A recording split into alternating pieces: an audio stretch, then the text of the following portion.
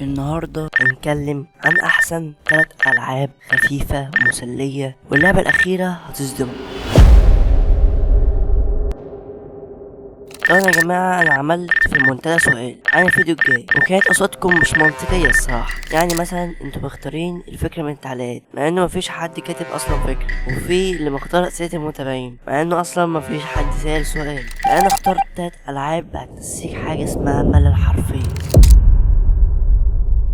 ويلا بينا خليكم مع الفيديو. اول لعبة معانا هي لعبة كراين، وفكرة من اللعبة انه في ناس كده في مختبر والمفروض بيعملوا تجارب معينة وابحاث وكده يعني، وفجأة في مادة لونها احمر كده بتخرج فجأة من المختبر ده، تبدأ بقى تخرب المختبر وتاكل الناس اللي واللعبة يعني تعتبر من فئة الرعب والذكاء وحلوة.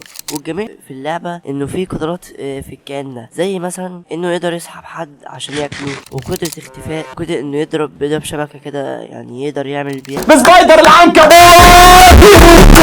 لكن في ميزة حلوة قوي، وهي ميزة التحكم. الصراحة التحكم حلو، هو مفيش بالكيبورد، هو بالماوس بس، وتقدر تمشي بسرعة جدا عن طريق تحريك بالماوس، والتحكم سلس وسهل يعني. مساحة اللعبة الصراحة مش هتصدقها حرفيا، مساحة اللعبة هي 118 ميجا بايت. حرفيا مساحة اللعبة انا نفسي مصدقتهاش، وانا بنصحك تلعب اللعبة لو انت ملان وكده. ندخل على اللعبة التانية. فاكرين انتوا كرتون اسطورة كورة صح؟ اهو هي اللعبة. الصراحة احنا كنا بنتمنى لو احنا نقدر نتحكم في العناصر دي. الحمد لله اتحققت الامنية. المفروض ان كورة عندها 4 عناصر، وهي الماء والارض والنار والرياح. واحلى حاجة في اللعبة يعني انك تقدر تبدل ما بينهم زي ما انت عايز في اي وقت. يعني تقدر وانت بتحارب كده تعمل كده كومبو مشترك بينهم كلهم، يعني تضرب ضرب بالمية وضربة بالنار مع بعض مثلا. تقدر كمان تطور من قدراتك وتكتسب مهارات جديدة واساليب معينة. والصراحة انا مدمن اللعبة دي لحد دلوقتي، بلعبها لما بكون زهقان او ملان، والتحكم فيها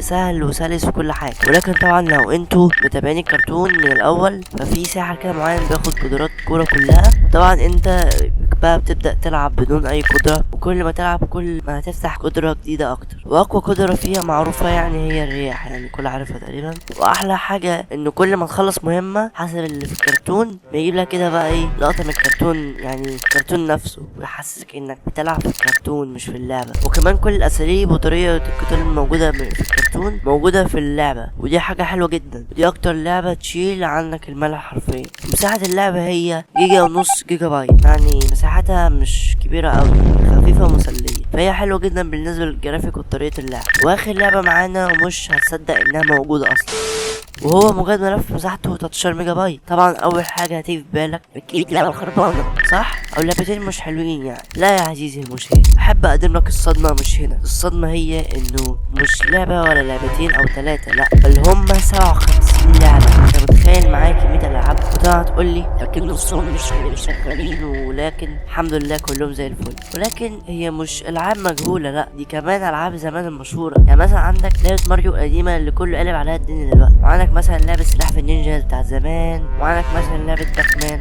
وعندك ألعاب كتيرة بتاعت زمان، وعندك لعبة ميجا مان لو عارفها، وألعاب حلوة جدا. والصراحة ما عرفتش ألعبهم كلهم 7 عددهم، ولكن مع الأسف ما لقيتش لعبة سوني، بس تقريبا ما كانتش في الأيام دي يمكن. بس كده تكون خلصت معانا قائمة الألعاب، وجربهم هتكسر الملل يعني. ولو عاوزين سلسلة تانية من النوع ده اكتبولي تحت في التعليقات. ويلا يا أبطال قربنا من 2000 مشترك، فيلا مستني ايه اشترك عشان تكون من الأبطال. وبس كده خلص الفيديو، ويلا سلام.